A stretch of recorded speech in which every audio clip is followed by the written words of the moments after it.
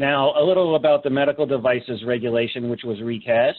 There's some new directive for medical devices that becomes mandatory in May of this year. And it's added with this new regulation has added the justification of certain categories of substances present. Any products or parts thereof that come in contact with the human body and are invasive are subject to justification for the use of CMR substances. Carcinogenic, mutagenic, or reproductive toxic is what CMR stands for. And so they're looking at a big long list of substances and, hey, I need to justify if these are present. So they need to know if they're present so that they can justify their use. And the same with endocrine disrupting substances. They need to know if those are there so they can justify their use.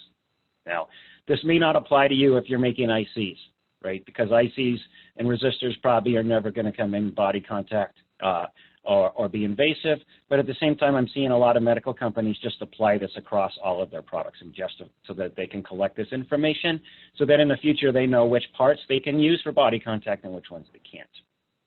Okay. Also, there's some requirements here for substance of human or animal origin, medicinal substances, and latex. And if you're providing any kind of components like hoses, pumps, or any kind of materials that might come in contact with medicines or fluids in any way, they're going to need this information validation from you. So it may be as simple as just making that statement available online. Learn more by viewing the full-length video online at greensoft.com/videos. Plus, learn about our environmental regulation solutions online at greensofttech.com.